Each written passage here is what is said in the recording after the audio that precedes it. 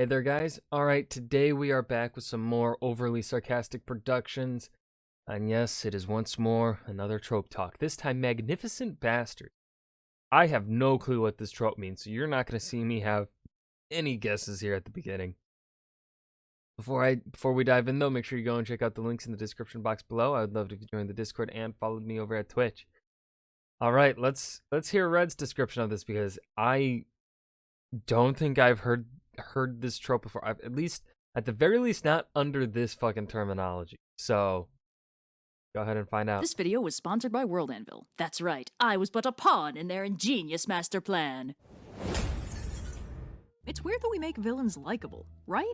Like, just on a basic, on-paper Oh, likable villains, is this what it is? level. It's one thing to have an antagonist who's opposing the protagonists but fundamentally has a sympathetic and understandable motivation, or a future redemption arc recipient being given plenty of redeeming qualities in advance of that, but it's very weird that we take pure dag-nasty evil villains and make people like them. Seems kind of counterproductive, right? That's the bad guy. We want the audience to root for the good guy. So it's only natural that plenty of villains are sprinkled with what is known as kick-the-dog moments, where to prove how evil they are, the villain does something that makes them instantly unlikable, like kicking a dog, stealing candy from a baby, or some other dastardly scheme designed only to remind us of how bad they are. And yet, plenty of villains are written with the opposite approach. Instead of constantly driving home how cruel and irredeemable they are, we get regular reminders that they have some set of admirable traits that the audience is drawn to respect. These villains are definitely villains, doing bad things for bad reasons, and yet the story goes out of its way to convince us to like them on some level. This produces the archetype known as the Magnificent. If there was ever a villain that deserved to be called magnificent, that character is the Magnificent Bastard.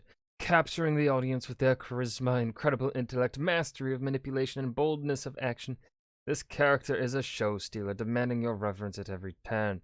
So, what makes a character a magnificent bastard? Let's break it down. They are brilliant and utterly devious, a smooth operator. They are also savvy and do not fall for obvious traps. Bringing them down is no easy feat. They have a goal. They are not going to stop until they've completed it, even when the goal is suicidally over-ambitious. They succeed with style. They are charismatic, often charming. Their personality is like a physical force, while they exist on the darker end of the moral spectrum. They never take disgusting actions that undermine their magnificence, leaving them diabolical, but in a way the audience cannot help but enjoy. And they are definitely not cowards. Ever. I think this trope is that,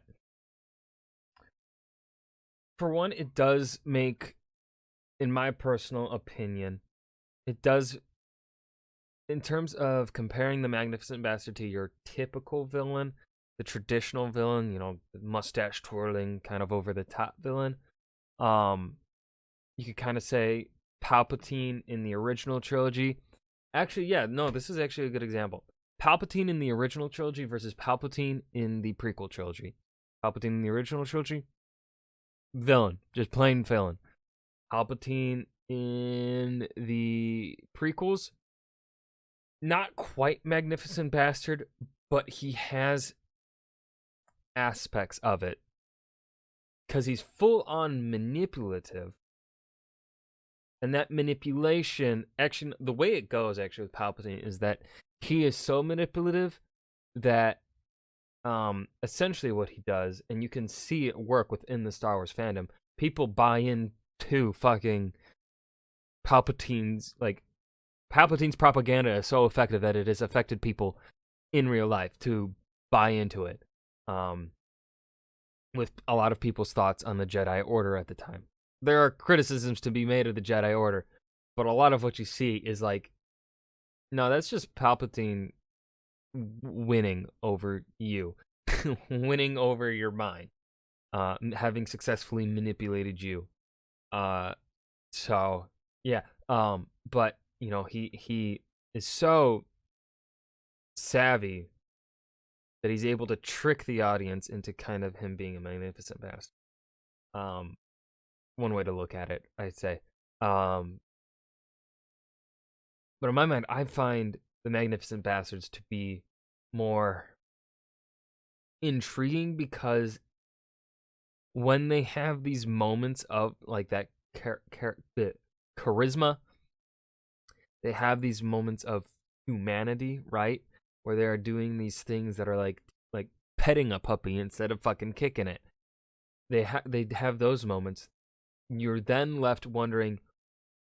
It creates three. One, it makes the character more three-dimensional, which is, a trend in modern fantasy for the last 20-ish years, where you're like, how did this character, they have these admirable traits. How did they go from, how could someone with these traits be so also evil? Because, face it, humanity has a problem with gray area. We have a problem with coming to terms with the grayness of things, of people, of other people. And we tend to have that look of black and white. And so the Magnificent Bastard kind of fills in that, is, I think, a good way of, for the author to write in morally gray stuff. Which, of course, the whole morally gray stuff is another topic, another trope of discussion for another day, which I don't think I've done that video yet. I think she has a trope talk on morally gray characters. I don't think I've watched it yet. Can't remember. But, yeah, back to it. Bastard, the official trope designation for the kind of villain who makes you want to stand up and shout, "Oh, you magnificent bastard," when they do stuff. The Magnificent Bastard is a difficult trope to classify because so much of what makes it work is raw charisma, which is basically just a step up from je ne sais quoi in the vagueness department. A Magnificent Bastard is a villain you can't help but admire, and the problem there is that is an entirely subjective judgment. People find different things admirable. So a villain who comes across as a Magnificent Bastard to one audience might come across as just a garden variety bastard to another audience. It's tricky. But there are some concrete characteristics we can fall back on. A Magnificent Bastard isn't just a matter of charisma. Magnificent Bastards... do you think I should shorten that? MBs? Magbasts? I don't know, I just feel like neither of these words are going to feel like words by the time I'm done with them, and I don't know if I really want to say this 5 million times. Let me see if Twitter has any alternative. Hey gang, if you were looking for a snappy title to describe that specific archetype of stylish, magnificent villains with brilliant schemes and inexplicable charm, charisma, that draws you to respect them even while you root for them to fail, what would you call them? TV Tropes goes with Magnificent Bastard, but I'm looking for something that's snappier to say 5 million times. Alright, let's see. Drama Antagonists, Rays of Sunshine, Charismaniac. So, Charismaniacs, as a rule, have a very specific base set of character traits that vary from totally objective. Cersei Lannister. TV show Cersei? Yes. I mean, no, if we take the broad definition of kind of like, with what they were going, like, that force of nature, right? We kind of look at charisma as in how it is used with D&D. One way of putting it is like, charisma isn't necessarily the ability to charm. It's kind of just like the force of personality. In terms of force of personality, yes, Cersei Lannister. But if we look at it from... because when you read Cersei's chapters, especially by the 4th book, you know this woman's just fucking crazy. She's going down a path of, like, self-destruction. She's burning everything. She's... woo! It's a wild ride. So, yeah.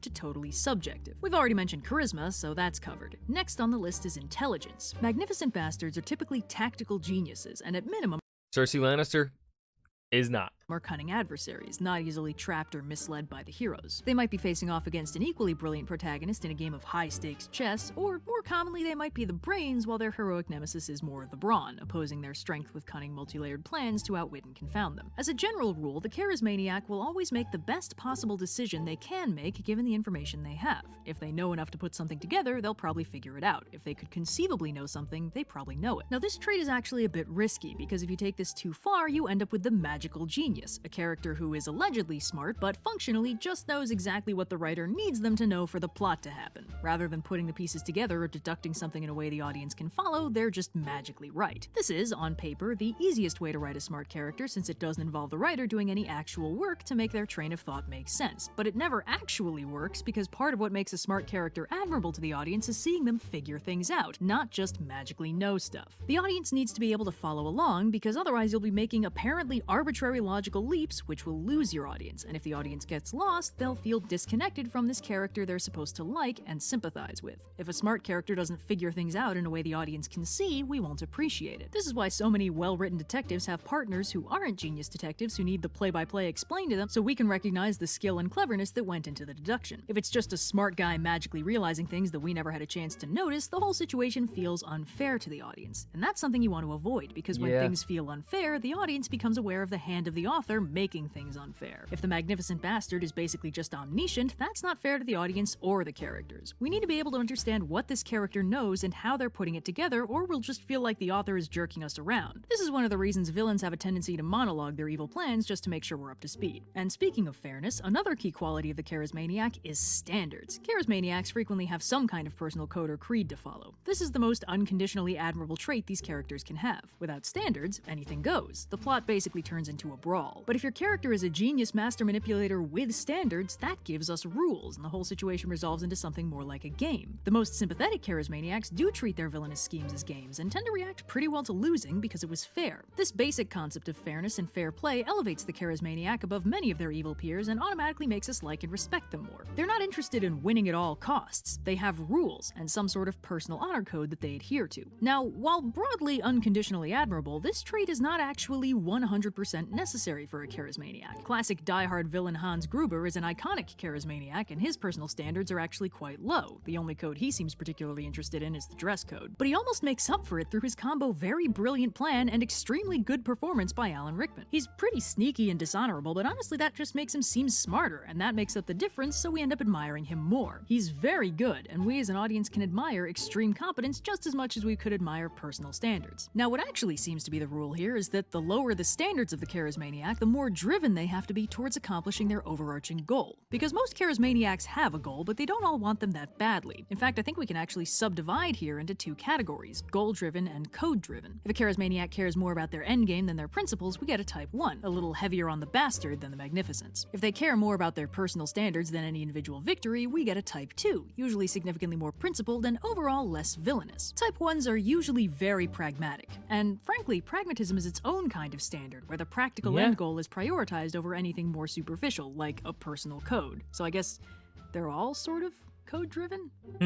It's too complicated. Anyway, so for instance, Magneto would generally be written as a Type 1. He has a personal code, but his number one priority is protecting mutant kind, and he will do almost anything to further that goal, even sacrificing other mutants or manipulating his oldest friend. He's still very regal and principled, which is the charisma factor, but he's willing to go pretty far to make his goals happen. So he's functionally more pragmatic. And then there's characters like the 90s version of Carmen Sandiego, a total Type 2 who was committing massive crimes left and right, but treated the whole thing as a game and had some very strong principles about what was and wasn't fair. Strictly never using violence, respecting the heroes trying to hunt her down, and even going out of her way to rescue them if no one else is going to save them first. She's in it for the kicks, and it's no fun if anyone gets hurt, so the individual heists matter a lot less than sticking to her principles. There's also some Charismaniacs who fall into a kind of middle ground, where they have a personal code, but they also have a goal they prioritize over anything else, and depending on which one is more immediately relevant, they might oscillate somewhat between the two. For instance, Miranda Priestley from The Devil Wears Prada is a fairly unique Magnificent Bastard who prioritizes her career and her fashion magazine over any of her personal relationships and even the careers of her closest friends, which is utterly ruthless and goal-oriented, but she also has a surprisingly ironclad personal code when it comes to who she respects and how she treats the people in her life. She has basically no respect for the butt kissers, but she recognizes effort, and when people actually try, and more importantly succeed, she favors them. She clearly doesn't like it when people just try to please her, because then they're not actually taking their job seriously, they're just starstruck and or power hungry. Ultimately, only the job matters to her, which is why she tosses people out when they're not doing well and sacrifices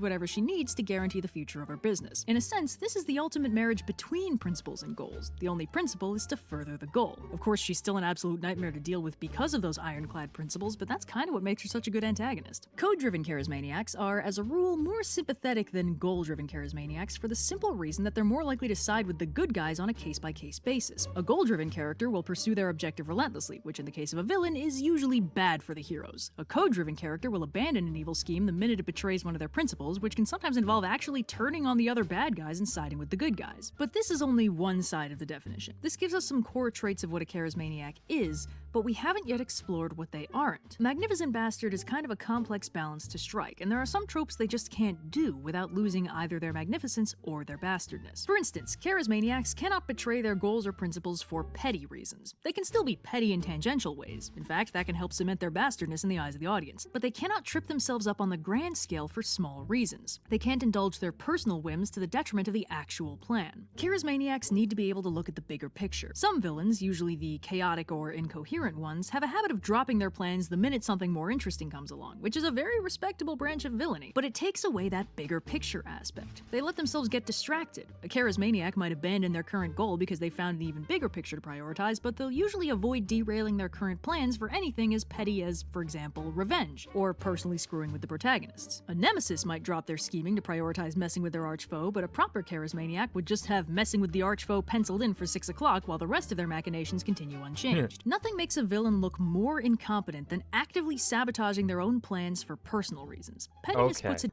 That's where she was going with it. Because it's the petty reasons. It's like, for maybe an outsider looking in, this is where it gets into the three-dimensional thing. If you're trying to write a more three-dimensional character instead of 2D, to maybe someone else, those reasons may seem petty, but to them, they may not. And of course, then that comes across as you have to really make the reader believe, like, okay, these may seem like petty reasons, but to the character, they're not. And you want the audience to understand that, like, okay, yeah, maybe these are petty to me, but not petty to the character. I guess it's okay. But what she's saying here, yes. A ding in the perception of intelligence. An audience that thinks your bad guy's too petty to pull off any real scheming won't care how brilliant they are on paper or how much magical knowledge the writer gives them. They'll come across as too easily distracted to be the scary genius we're supposed to respect. And that's actually another key trait. Charismaniacs should not be notably vulnerable to leverage. If your villain is emotionally unstable and prone to violent outbursts or rage, they don't really come across as in control. We get the feeling that the good guys could just push a few of their buttons and they'd be totally coming apart at the seams. That doesn't leave the audience wondering how the heroes are going to prompt the standard villainous third act breakdown. They're just Star Wars sequel trilogy. Kylo Ren, prone to rage. I honestly, I literally do not understand people's love for Kylo Ren. I hate the character. I genuinely do. I don't like him at all. He is probably one of my least favorite characters in the sequel trilogy, dude. I don't like him. I don't get the hype. I don't. Is it just because he's fucking Han Solo and Leia Organa's son? Is that it? Like, and he has an edgy background? It's like, one, I could not believe the reasons for his fucking betrayal. They did not do a good job of really explaining that. For me, for my personal taste. Two, Anakin did it first. I don't need to see fucking wannabe. I don't. just wondering when the heroes are going to push that big red obvious insecurity button and switch the bad guy into meltdown mode. That takes. Yes! Which, I mean, fucking another reason why Last Jedi is the best of the sequel trilogy. Fucking Luke Skywalker knows Kylo's temper tantrum button. And he went and used it. Now, of course, it ends up costing Luke Skywalker's fucking life, which... fair, he does something super fucking powerful with the Force through peaceful means. But still, I didn't want Luke dead. Takes away a lot of the battle of wits side of things, which is an invaluable part of the Magnificent Bastard archetype. So while a charismaniac can still have vulnerabilities, even ones that do eventually get exploited for the old third act breakdown, they need to be largely unflappable, and any vulnerabilities they do have should be closely guarded and or something the good guys would never willingly exploit. They usually need to be self-aware enough to know their own weaknesses so they... Fool! My therapist and I already unpacked that issue. They can anticipate attacks and defend against them. All this plays into making this character seem very clever and very difficult to oppose, key factors of the Magnificent Bastard. If they're easy to take down, they're not that magnificent. But on the flip side, they can't be totally indestructible. If the villain is functionally omnipotent and/or omniscient, that scuttles the whole fairness aspect of the conflict and destroys the battle of wits element from the other side of things, since the heroes cannot beat a villain who is written to be unbeatable. In order to sell us on the actual conflict, the heroes need to have a chance, even if it's just a slim one. The villain might initially appear unbeatable, but that means the heroes need to find their weaknesses, and it's not fun if the villain just doesn't have any. Those villains suffer from the same problem as the magical genius archetype. The audience knows the writer's just giving them whatever they need to win. Probably my ultimate example of a really well done Magnificent Bastard is David Xanatos, one of the primary antagonists of the 90s Disney cartoon Gargoyles, an improbably excellent show that everyone should watch. Perusers of TV tropes might already be familiar with his name, since he's the trope namer of the Xanatos Gambit, a plan where every foreseeable outcome benefits the planner somehow. He's really good at this. Pretty much any time he's participating in the plot, it's because he has at least one plan in play, and no matter what the good guys do, he's gonna end up benefiting somehow. He has a few overarching goals, most notably obtaining immortality. This is what I was taught. This is the Xanatos Gambit / also then gets used. You could also put this as Palpatine. Palpatine may have one, like, Palpatine has his ideal way of how things would go, but still he's so capable. And I'm just using Star Wars here to talk about the Xanatos Gambit because I've not watched the show. And Palpatine's like really probably the next best example that I can provide at the very least. I can't think of any other villain that really does this off the top of my head. But everything that happens in the prequels, Palpatine uses it for his advantage. I don't think there's really any, like, the only thing that thwarts Palpatine's ultimate plan, really was, at least in terms of, because, like, this sequel trilogy is making it a bit more confusing with Palpatine's goal of immortality. I mean, prequel and original trilogy, Palpatine was probably also seeking immortality in some way, but it just wasn't ever talked about. And then the sequel trilogy did a terrible job of talking about it themselves and bringing it up in episode 9 because somehow he returned. Fucking man. Dude was paid millions to write that script. Oh my god. Anyways, off topic. But essentially the only thing that goes against Palpatine's plan really throughout the prequel trilogy, or at least that goes against what he's hoping for, and he's not really capable of using it to perhaps the most effective means, is Anakin getting burned.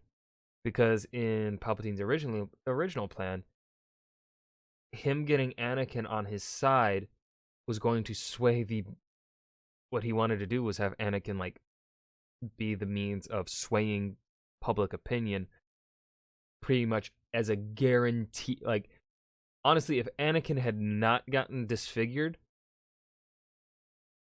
the rebellion would have been worse off. Because, I mean, one, you have in terms of the nerd terms here, full potential Anakin, right?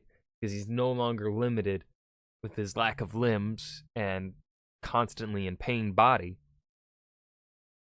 2, Palpatine is then able to use him to sway public opinion even further against the Jedi, because Palpatine has war hero Anakin on his side. No one is going to really want to side against that.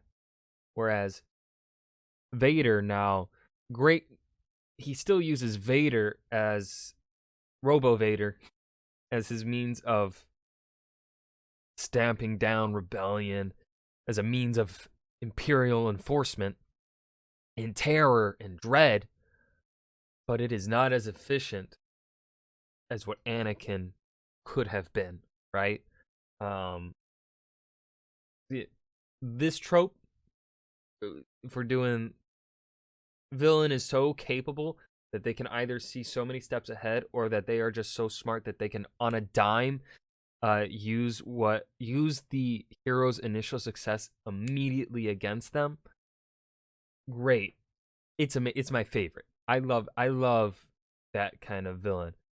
In season 2 of The Bad Batch, we have a moment like this with Palpatine, and it was so well done. It was great. I loved that episode when it happened, when Palpatine comes up speaking to the Senate about it. It's just like on a fucking dime. You're like, yeah, our heroes won. They did the thing that they set out to do. They succeeded. And then Palpatine just comes in, and you're just dread.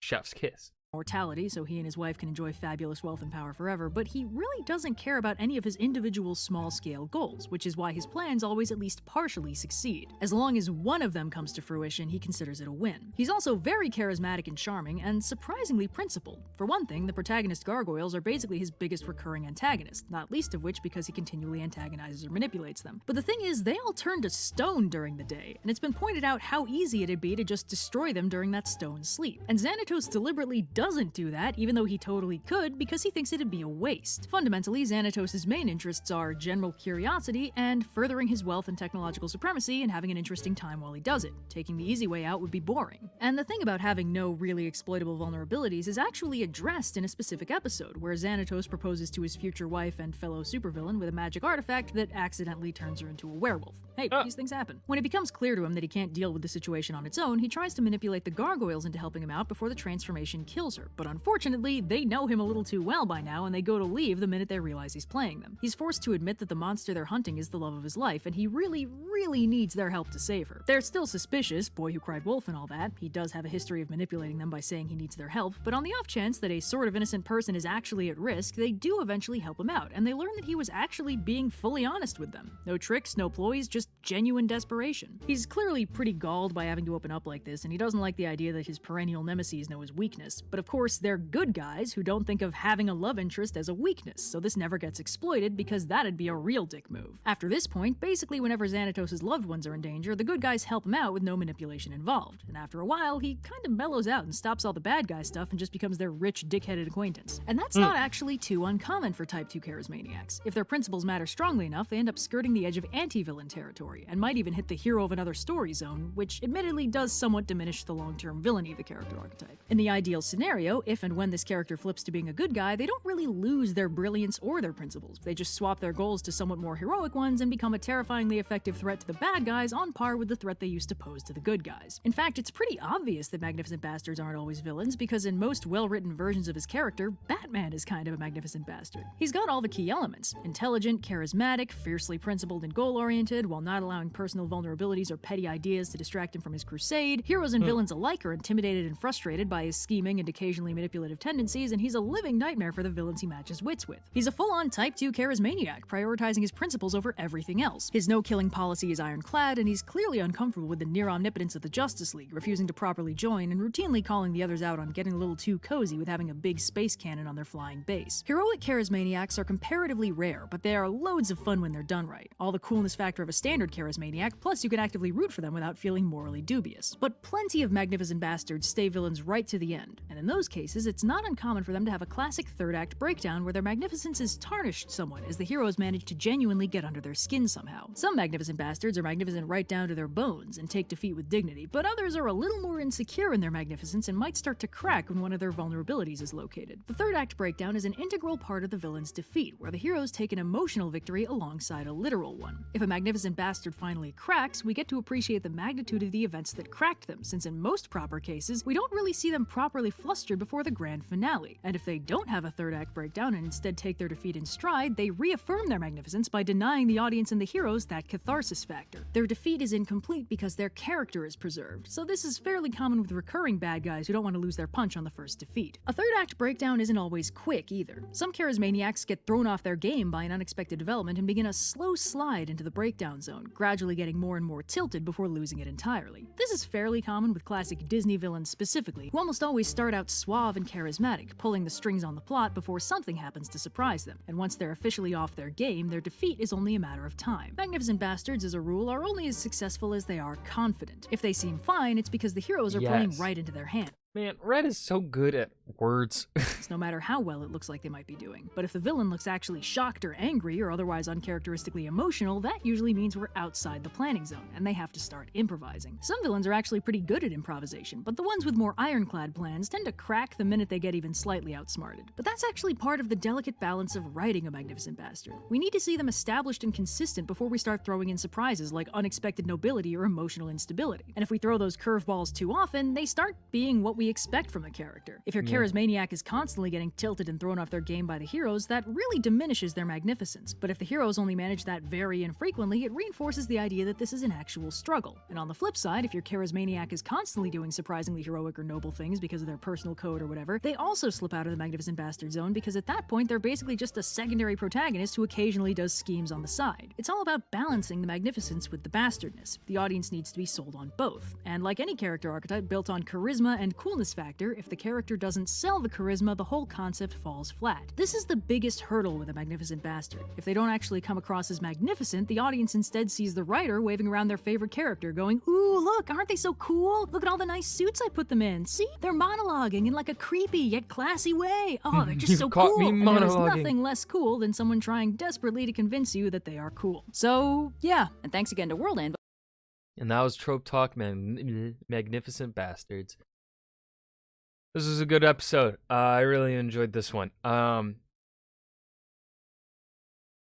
will stand by that Palpatine does fit into the Magnificent Bastard trope purely because of his manipulation and charisma, even though he is very much villain. But I think he fits. I think he fits the definition. I'm gonna go with it. At least in terms of broadly, maybe he fits it. Let me know what you guys think. I hope you guys enjoyed. Remember to hit that like button and subscribe for more, and I will see you guys in the next video. Peace.